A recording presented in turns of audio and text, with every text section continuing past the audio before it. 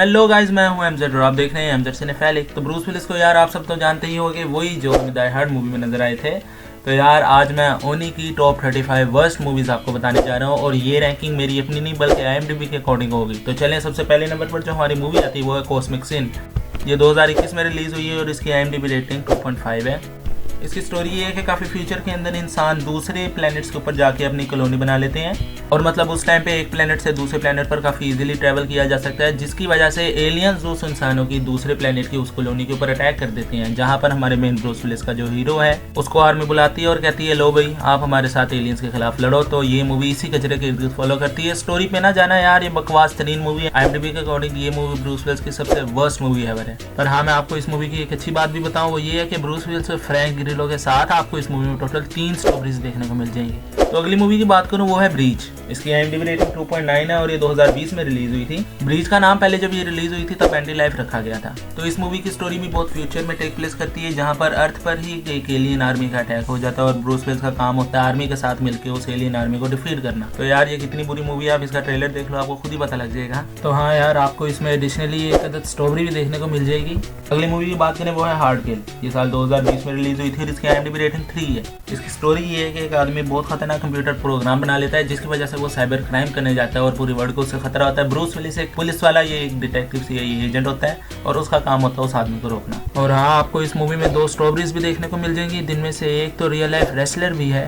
तो हमारी अगली मूवी है फोर्ट्रेस स्नाइपर है। साल 2022 में रिलीज हुई थी और इसकी IMDb रेटिंग 2.9 है। इसकी स्टोरी ये है कि हमारा CIA एजेंट यानी कि ब्रूस विलिस, उसकी बेटे की बीवी किडनैप हो जाती है और दोनों बाप बेटा उस लड़के की बीवी को बचाने निकल जाते हैं। और बेकार कैरेक्टर डेवलपमेंट और बेइंतहा बोंगियों के साथ हमें मूवी देखने को मिलती है। तो अगली मूवी की बात करें वो है एपेक्स। ये साल 2021 में रिलीज हुई थी और इसकी IMDb रेटिंग 3 है। तो इसकी स्टोरी ये है कि एक बेकसूर आदमी को यानी कि ब्रूस विलिस को ही खतरनाक आइलैंड के ऊपर कैद कर दिया जाता है उस जुर्म में जो कि उसने किया ही नहीं होता। तो उसका काम होता है सिर्फ अपने आप को गलत साबित करना और इस जजीरे से किसी ना किसी तरीके से भागना। और मैं ये मूवी देखने के बाद अगले 2 दिन तक सो नहीं था पाया। मूवी इतने वाहियात और इतना खतरनाक तरीके से डायरेक्टर ने बनाई है कि लिटरली आपकी आंखें भैंगी हो जाती है और आपके 2 कानों के दरमियान सर आ जाता है। तो यार पर्सनली मैं एक चीज़ की इस मूवी में तारीफ करूंगा, वो है इस मूवी की स्टोरी। चलो अगली मूवी की बात करें वो सर्वाइव द गेम। ये 2021 में आई और इसकी IMDb रेटिंग 3 है। तो इस मूवी में हमारा जो ब्रूस विलिस का कैरेक्टर वो एक पुलिस वाला है और इसका बेटा एक बहुत ही खतरनाक ड्रग गैंग के कब्जे में आ जाता है और उनका काम होता है सिर्फ और सिर्फ उस ड्रग गैंग को खत्म करना और वहाँ से निकलना। और इतनी लो बजट मूवी है कि आपको इसका ना ट्रेलर देखकर और पोस्टर देखकर भी मूवी देखने को दिल नहीं करेगा। अगर आपने ये मूवी देख भी ली तो ये मूवी की जो एक स्टोरी है वो आपका ध्यान लगाए रखेगी। चलो अगली मूवी की बात करें, उसका नाम है एयर स्ट्राइक। ये साल 2018 में आई थी और इसकी IMDb रेटिंग 3.2 है। और हाँ, इसमें आपको ब्रूस विलिस के साथ साथ एड्रियन ब्रोडी भी देखने को मिल जाएंगे। तो इसकी स्टोरी वर्ल्ड वार 2 के टाइम पे टेक प्लेस करती है और कुछ जापानियों को पता लग जाता है कि चाइना ने एक बहुत ही खतरनाक मिलिट्री वेपन बनाया है और जापानीज सोल्जर उस चाइनीज मिलिट्री वेपन के ऊपर अटैक करने जाते हैं और चाइनीज आर्मी अपनी तरफ से एक 5 सोल्जर्स की टीम भेजती है कि आप जाके उस अटैक करो। और यार मैं सही बात बताऊं, मैंने इससे बुरी वॉर मूवी अभी तक कोई भी नहीं देखी। तो अगली मूवी की बात करें वो है असैसिन। ये साल 2023 में आई थी और इसकी IMDb रेटिंग 3.2 है। तो इस मूवी में जो मिलिट्री होती है वो एक ऐसा फ्यूचरिस्टिक प्रोग्राम बना देती है जिसकी मदद से एक इंसान के दिमाग को दूसरे इंसान के बॉडी के साथ फिजिकली कनेक्ट किया जाता है। और यहाँ पर ही काफ़ी सारी चीज़ें गलत होने लगती है और ब्रूस विलिस का काम होता है उन गलत हुई चीज़ों को रोकना। हाँ, पर ये मूवी की स्टोरी अच्छी थी पर इन्होंने बिल्कुल तरीके से मूवी को बर्बाद कर दिया। तो हाँ, अपनी अगली मूवी की बात करें वो है फोर्ट्रेस, जिसकी IMDb रेटिंग है 3.2 और ये साल 2022 में रिलीज हुई थी और मेरी पहली बताई गई फोर्ट्रेस स्नाइपर है का पहला पार्ट है। इस मूवी में उन्हीं बाप बेटा की स्टोरी दिखाई जाती है, जिसमें जो बेटा अपने बाप से मिलने आता है और उसके कुछ पुराने दुश्मन उस बेटे को अगवा कर लेते हैं और ब्रूस विलिस जिसका काम होता है अपने बेटे को छुड़ाना और पुराने दुश्मनों को मारना। और इसी बेकार से कहानी के अंदर हमारी बेकार मूवी गुजर जाती है। तो हाँ भाई, आपको इस मूवी में टोटल 3 स्टोरीज देखने को मिल जाएंगी। तो इस मूवी की बात करें, उसका नाम है आउट ऑफ डेथ। ये साल 2021 में रिलीज हुई थी और इसकी IMDb रेटिंग 3.3 है। तो यहाँ पर एक फॉरेस्ट रेंजर जो कि ब्रूस विलिस एक लड़की को कुछ गुंडों से छुड़ाने की जिम्मेदारी लेता है, जो कि जंगल में उन गुंडों के दरमियान बहुत बुरी तरह से फंस चुकी है। और हाँ भाई, आपको इस मूवी में टोटल 3 स्टोरीज भी देखने को मिल जाएंगी। तो इस बेकार से मूवी के बाद अगली बेकार मूवी का नाम है अमेरिकन सीज। ये साल 2021 में आई थी और इसकी IMDb रेटिंग 3.4 है। तो यहाँ पर जो एक सिटी के शेरिफ यानी कि ब्रूस विलिस का मुकाबला होता है वो शहर के छोटे कुछ क्रिमिनल से, और उसके बाद ये बकवास मूवी खत्म होने का नाम ही नहीं लेती। तो उसके बाद अगली मूवी की बात करें, उसका नाम है डिटेक्टिव नाइट इंडिपेंडेंस। ये डिटेक्टिव नाइट ट्रियोलॉजी का तीसरा पार्ट है। इसकी IMDb रेटिंग 3.4 है और ये साल 2023 में रिलीज हुई थी। तो इसमें हमारे मूवी का जो मेन डिटेक्टिव यानी कि ब्रूस विल जो है वो शहर के किसी हाई लेवल क्रिमिनल्स के साथ मुकाबला करता है। और यार ये बहुत बेकार मूवी है। ट्रेलर जितना इन्होंने अच्छा बनाया था, अच्छा मतलब इन्होंने ट्रेलर के अंदर काफी कुछ दिखाया था, अच्छे VFX, कुछ मूवी के अंदर छोटे छोटे अच्छे सीन वो सारे ट्रेलर में डाल दिए थे। और उसके बाद ये 2 घंटे की बकवास सी फिल्म आपको इतना बोर करेगी, आपको नींद भी नहीं आएगी। तो अगली मूवी बात करें, उसका नाम है डे टू डाई। ये साल 2022 में आई थी और इसकी IMDb रेटिंग 3.5 है। तो इस मूवी में ब्रूस विलिस यानी कि जो रिटायर्ड पुलिस वाले हैं, उसकी बीवी किडनैप हो जाती है और वो अपने कुछ पुराने दोस्तों के साथ मिलकर अपनी बीवी को बचाने का फैसला करता है। और इस मूवी में आपको ब्रूस विलिस के साथ फ्रैंक ग्रिलो भी देखने को मिलेंगे और इन दोनों ने यहाँ पर आके सिर्फ और सिर्फ बोंगी मारी हैं। तो अगली मूवी की बात करें वो है रॉन्ग प्लेस। ये 2022 में आई थी। इसकी IMDb रेटिंग 3.5 है। तो इस मूवी की स्टोरी ये है कि एक ड्रग मेकर का पुलिस वालों को पता लग जाता है और उसके बाद ब्रूस विलिस जो कि उसी पुलिस टीम के अंदर है, उनका काम होता है कि ड्रग मेकर को मारना और उसके इर्द और भी छोटे मोटे मसले चल रहे होते हैं उनको सॉल्व करना। पर यार ये मूवी इतनी बेकार कैरेक्टर डेवलपमेंट, बेकार स्टोरी और बेकार विजुअल्स के साथ हमें दिखाई गई है कि देखकर सर फटने लग जाता है। पर हाँ, एक बात इस मूवी की अच्छी है कि आपको इस मूवी में एक स्ट्रॉबेरी भी देखने को मिलेगी। तो इस अगली मूवी का नाम है 10 Minutes Gone। ये साल 2019 में आई थी। इसकी IMDb रेटिंग 3.6 है। इसमें जो ब्रूस विल्स का कैरेक्टर है वो अपने भाई के साथ बैंक रॉबरी करता है। हाँ, ये पहली मूवी मैं आपको बता रहा हूँ जिसमें ब्रूस विल्स एक नेगेटिव कैरेक्टर बना है, बैंक रॉबर। और उस रॉबरी के दौरान 10 मिनट के लिए इसकी याददाश्त चली जाती है, जिसकी वजह से इसका भाई मारा जाता है। तो उस 10 मिनट में क्या हुआ था जिसके अंदर इसके भाई की जान चली गई और क्यों इस 10 मिनट के लिए इसकी याददाश्त चली गई थी, तो ये आपको जानने के लिए पूरे 1.5 घंटे की ये बकवास मूवी देखनी पड़ेगी। और ये जो 1.5 घंटे मूवी के, ये आपको 150 साल के बराबर लगेंगे। तो हमारी इससे अगली मूवी का नाम है डेडलॉक, जो साल 2021 में आई थी। इसकी IMDb रेटिंग 3.6 है। तो इस मूवी के अंदर भी ब्रूस विलिस एक क्रिमिनल बना है जो कि एक न्यूक्लियर पावर प्लांट के अंदर जाके वहाँ के इंजीनियर पूरे के पूरे क्रू को होस्टेज बना लेता है और गवर्नमेंट को कहता है मेरी कुछ शर्तें मानो और मैं आपके होस्टेजेस को रिलीज़ कर दूंगा। वो भी बल्कि शर्तें नहीं होती, वो एक बदला होता है। किस चीज़ का होता है ये आपको जानने के लिए बकवास मूवी देखनी पड़ेगी। तो इससे अगली मूवी का नाम है वायर रूम, जो कि 2022 में आई थी और इसकी IMDb रेटिंग 3.6 है। तो इसमें जो ब्रूस विलिस है वो एक CIA एजेंट बना है जिसको पता लग जाता है कि शहर के अंदर एक बहुत खतरनाक वायर रूम रन हो रहा है, मतलब एक ऐसी जगह जहाँ के ऊपर बहुत सारी खतरनाक इलीगल एक्टिविटीज़ की जा रही है और उसका काम होता है उस वायर रूम को ढूंढना और उस वायर रूम के अंदर मुलविस गुंडों को मारना। तो मैं अगली मूवी पर आने से पहले आपको बताता चलूँ कि मैं इस वीडियो में worst 35 movies of Bruce Willis जरूर कवर कर रहा हूँ, पर ये IMDb के अकॉर्डिंग है। और इनमें से कुछ मूवीज ऐसी हैं जो अच्छी रेटिंग डिजर्व करती थी, मतलब वो देखने के काबिल है, वन टाइम वॉच है, फैमिली के साथ देख लो, अच्छा लगेगा। तो वो मैं आपको एंड पे बताऊंगा, वो एक दफा देख लो तो ठीक है, चलेगा। तो वीडियो को कंटिन्यू करते हैं, मैं आपको अगली मूवी बताऊँ, वो है पैराडाइज सिटी, जो 2022 में आई और इसकी IMDb रेटिंग 3.6 है। आपको इसमें ब्रूस विलिस के साथ जॉन ट्रेवोल्टा देखने को मिल जाएंगे और यार मुझे वाकई में यकीन नहीं था जॉन ट्रेवोल्टा जैसा ग्रेट एक्टर इस मूवी में आके अपने पूरे के पूरे टैलेंट को वेस्ट करेगा। इसमें जो जॉन ट्रेवोल्टा है वो ब्रूस विलिस के फादर का मर्डर कर देता है और ब्रूस विलिस का काम होता है जाके जॉन ट्रेवोल्टा को ढूंढना और उसका निश्ता कर देना। पर मैं आपको ये भी बताऊं, मैंने ये मूवी पूरी देखी और वो क्यों देखी है उसकी वजह आपको स्क्रीन पर नजर आ रही होगी। तो हम अगली मूवी की बात करें, वो है वेंडेटा, जो साल 2022 में रिलीज हुई थी और इसकी IMDb रेटिंग 3.7 है। हमारे जो मेन हीरो ब्रूस विलिस की बेटी का मर्डर हो जाता है और उसने जाके कातिलों का बदला लेना होता है। ये मूवी भी मैंने पूरी देखी क्योंकि पहली बात तो इसमें आपको इस मूवी में ब्रूस विलिस के साथ माइक टायसन, थॉमस जेन, थियो रोसी और कुछ स्ट्रॉबेरीज भी देखने को मिल जाएंगी। तो चलो अगली मूवी के बारे में मैं आपको बताता चलूँ, जिसका नाम है डिटेक्टिव नाइट रॉग और ये डिटेक्टिव नाइट ट्रियोलॉजी का पहला पार्ट है जो कि उससे भी बकवास है। ये 2022 में रिलीज हुई थी और इसकी IMDb रेटिंग 3.8 है। इसमें भी हमारा जो डिटेक्टिव होता है यानी कि ब्रूस विलिस, उसको भी शहर के बड़े बड़े क्रिमिनल को मारना होता है। और यार ये इतनी बकवास ट्रियोलॉजी है, मैं क्या बताऊं, मैंने ये तीनों फिल्में ये कोई तीन मिनट में एक फिल्म देख ली होनी मैंने। तो इससे अगली मूवी की बात करें जिसका नाम है गैसोलिन एलाय, ये साल 2022 में आई थी और इसकी IMDb रेटिंग 3.9 है।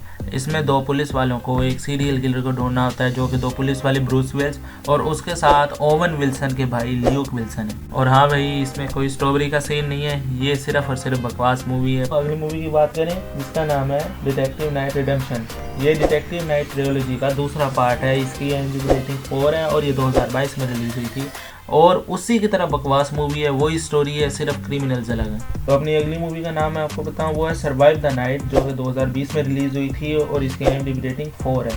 इसमें कुछ चोर एक घर के अंदर जाके पनाह लेते हैं चोरी करने के बाद, जिस घर में ब्रूस विलिस और उसकी फैमिली रह रही होती है। तो ब्रूस विलिस उस सिचुएशन को कैसे सर्वाइव करते हैं ये जानने के लिए आपको ये मूवी देखनी पड़ेगी। और ये मूवी इतनी स्लो है आपको होगा कि यार काश मैं कोमा में चला जाता। तो चले अपनी अगली मूवी की बात करते हैं जिसका नाम है ट्रॉमा सेंटर। ये 2019 में रिलीज हुई थी और इसकी IMDb रेटिंग 4 है। तो ये मूवी एक हॉस्पिटल में टेक प्लेस करती है जहाँ पर कुछ किलर घुस आते हैं और ब्रूस विल्स और उनके साथ एक नर्स जो कि हॉस्पिटल के स्टाफ मेंबर होते हैं, उनका काम होता है इस सिचुएशन को सर्वाइव करना और यहाँ से निकलना। और हाँ भैया फिक्रमंद ना हो, आपको इस मूवी में टोटल 3 स्टोरीज देखने को मिलेंगी और पूरी क्लास की। तो चलो अगली मूवी का मैं नाम बताऊं, वो है एक्सट्रैक्शन। नहीं, ये वाली एक्सट्रैक्शन नहीं, बल्कि ये एक्सट्रैक्शन जिसकी IMDb रेटिंग 4.1 है और 2015 में रिलीज हुई है। तो इस मूवी के अंदर ब्रूस विलिस को किडनैप कर लिया जाता है जो कि उनको बचाने की जिम्मेदारी उसका बेटा लेता है जो CIA एजेंट है।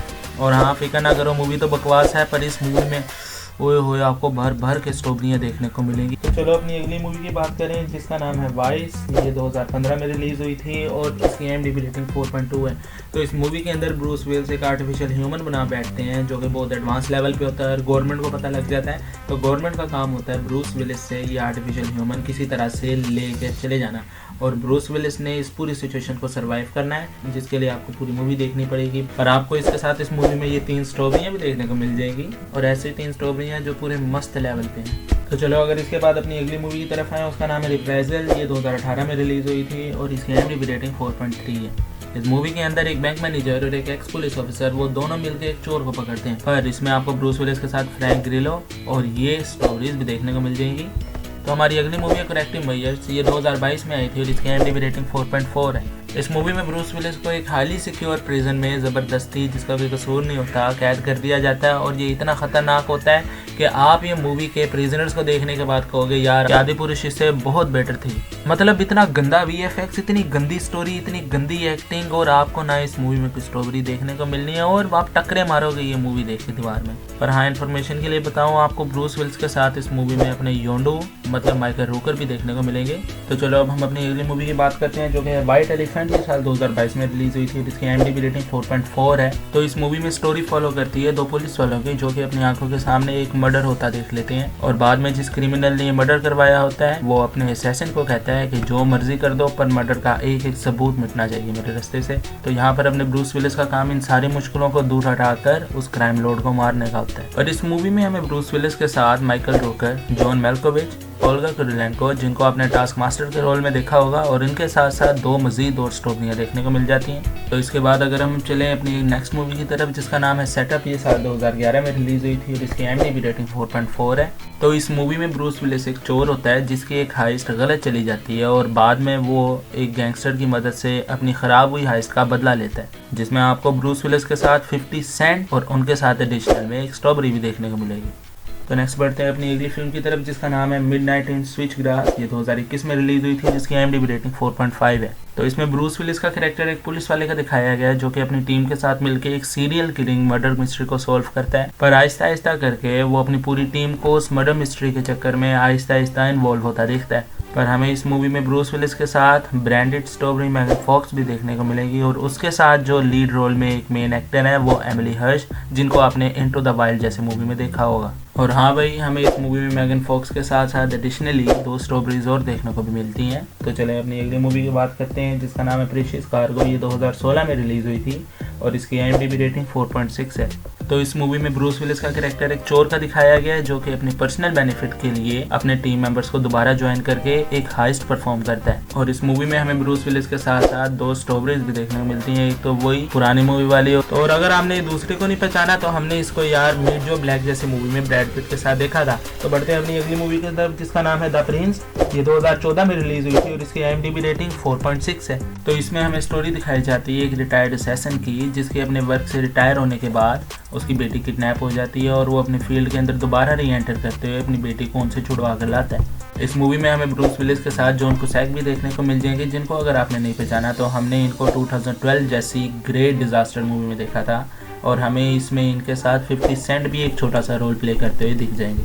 और एडिशनली हमें इस मूवी में सिर्फ और सिर्फ एक स्ट्रॉबेरी देखने को मिलती है। उससे अगली अगर नेक्स्ट मूवी की बात करें उसका नाम है कैच 44। ये 2011 में आई थी और इसकी IMDb रेटिंग 4.6 है। तो इस मूवी में 3 लड़कियां ब्रूस विलिस के लिए ड्रग शिपमेंट का काम करती हैं और इसी स्टोरी के अंदर इनको यहाँ पर काफ़ी सारी मुश्किल फेस करने को मिलती है। और इस मूवी में हमें ब्रूस विलिस के साथ great Oscar winning actor forest Whittaker भी देखने को मिलेंगे। अगर आपने इनको अब भी नहीं पहचाना तो एक the last king of Scotland नाम करके एक मूवी आई थी, इन्होंने उससे बेस्ट एक्टर का अवार्ड जीता है। और बात अभी यहाँ पर भी नहीं ख़त्म होती, आपको इस मूवी में 3 अदर टॉप क्लास की स्ट्रॉबेरीज भी देखने को मिल जाएंगी।